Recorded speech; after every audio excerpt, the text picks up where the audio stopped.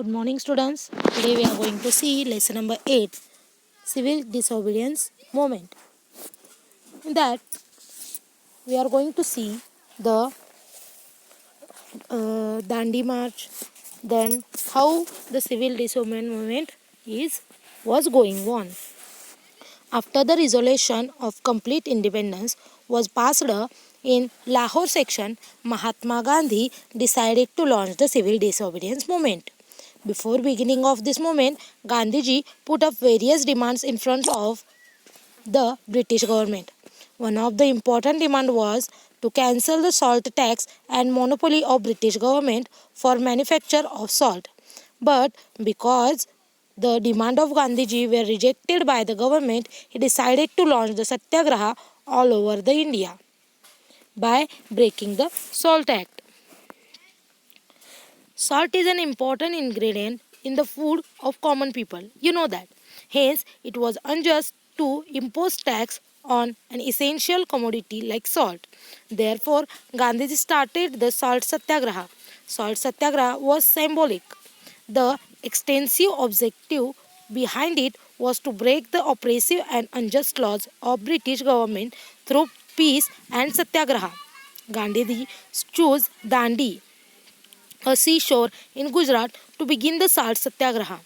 On 12 March 1930, Gandhiji set out from Sabarmati Ashram with 78 followers for launching the Salt Satyagraha.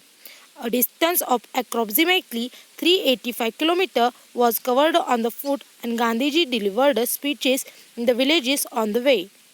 Through the speeches, Gandhiji appealed to the people to be fearless and join the civil disobedience movement. Due to Gandhiji's speeches, message of civil disobedience movement spread everywhere and favorable atmosphere was created. On 5th April 1930, Gandhiji reached Dandi. On 6th April, Gandhiji broke the Salt Act by picking up the salt laying on the seashore of Dandi, and the civil disobedience movement started all over the country. Okay, next we are going to see the Peshawar Satyagraha. The northwest frontier, Khan Abdul Ghaffar Khan was the most loyal follower of Mahatma Gandhi. He was also known as the Frontier Gandhi. He had founded the organization called the Khudai Khidmatgar on 23rd April 1930. He started Satyagraha at Peshawar. The town was in hands of the Satyagrahis nearly for a week. The British government gave orders to the Garhwal regiment to carry out open firing on the Satyagrahis, but Chandra Singh Thakur, an officer of Garhwal regiment, refused to open fire. He was court-martialed and was given a severe punishment. The British government found itself in a difficult situation due to Satyagraha launched by Mahatma Gandhi. On 4th May 1930, Gandhiji was arrested. Suppressive measures were undertaken all over the country. There was protest all over the country due to the arrest of Mahatma Gandhi. Next it is a Solapur Satyagraha. The mill workers were the forefront in the Solapur Satyagraha on 6th May 1930. Hartal was observed in Solapur. A huge procession was organized in Solapur. The district collector gave orders of firing on procession. Many volunteers along with the Shankar Shivdare died in the firing. As a result, people started attacking police station, railway station, courts, municipal buildings, etc. The government declared a martial law and the agitation was suppressed. Those who took lead this movement, such as Malapadana Shetty, Sri Krishna Sarda, Qurban Hussain, and Jagannath Chinde, were hanged to death. Next, it is a Darshana Satyagraha. The Satyagraha at Darshana in Gujarat was led by the Sarojini Naidu. The police lathi charged on the Satyagrahis who came forward to break the Salt Act. The Satyagrahis silently tolerant and blows on the lathi. When they were taken away for medical aid, another batch of Satyagrahi came forward to replace them. This continued endlessly. In Maharashtra, Salt Satyagraha took place at Vadala. Malvan, and Shiroda. Where there was no salt pans, the forest laws were broken. There were jungle satyagrahas at Bilashi, Sangamner, Kalwan, Chirner, and Pausud in Maharashtra. The tribal people also took part in the satyagraha in large number. Now we are going to see the how Bapu Genu made the sacrifice.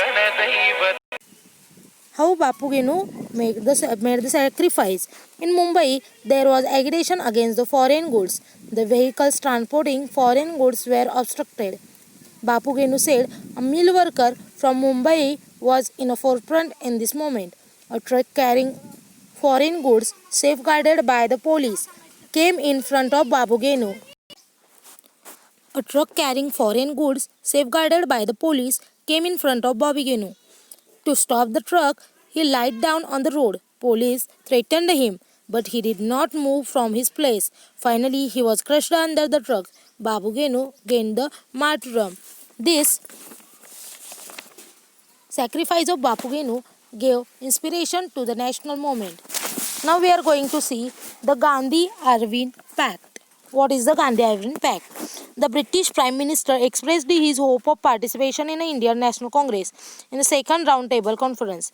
In view of appeal made by Prime Minister, the Viceroy released the Mahatma Gandhi and other leaders of prison.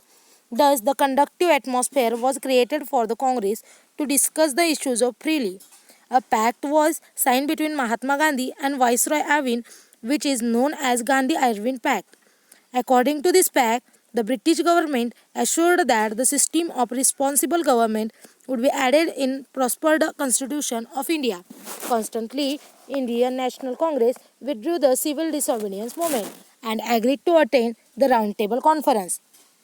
Next pact it is a Pune Pact. Dr. Babasaheb Ambedkar represented the Dalits in the Roundtable Conference. He demanded separate electors for the Dalits. After the second Roundtable Conference, the British Prime Minister Ramsay MacDonald declared the Communal Award. According to it, Dalits were given separate electorates. Gandhiji went on fast unto death of Yerwada jail protesting against the granting of separate electorate on the basis of caste.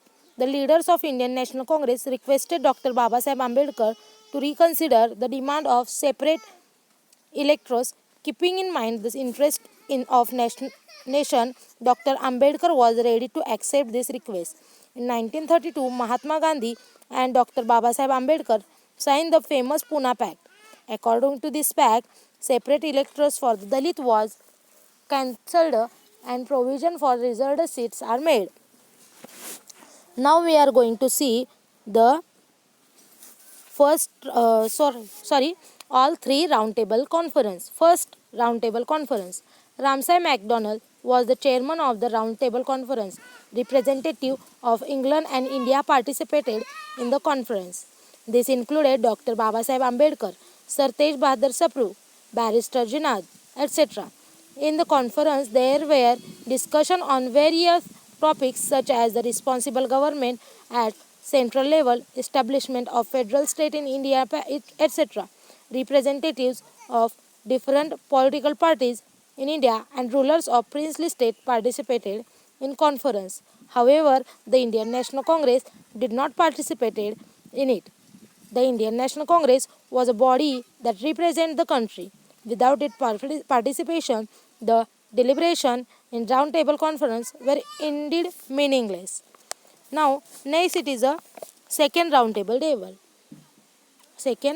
conference. In 1931, the second roundtable conference was organized. Mahatma Gandhi attended this conference as a representative of Indian National Congress. Along with the Indian National Congress, representatives of various castes and communities, political parties as well as princely state were invited. The government put forth the issue of minorities in roundtable conference. There were differences regarding this issue and also regarding the nature of the prospective federal constitution. Gandhiji tried to bring unanimity in opinion but was unsuccessful. Finally, Gandhiji became disappointed and returned back to India. Next, it is a third roundtable conference. In November 1932, the third roundtable conference was organized in England. The Indian National Congress boycotted the conference. Thus, this conference provided to be futile. Now we are going to see how the second phase of civil disobedience movement means end of the civil disobedience movement. Gandhiji returned to India from the second roundtable conference with dejected mind. He decided to restart the civil disobedience movement. Gandhiji was immediately arrested. Hence there was a discontent among the people. Government responded to this movement. Sorry, government responded to this movement by using inhuman oppressive methods. There was streetlight of civic right everywhere. Indian National Congress and its associates in institutions were declared illegal. Restrictions were levied on national newspapers and literature. Finally, in April 1934, Gandhiji withdrew the movement, and the historic phase of the civil disobedience movement came to an end. Here, our lesson number 8 is completed. You should solve this exercise below it.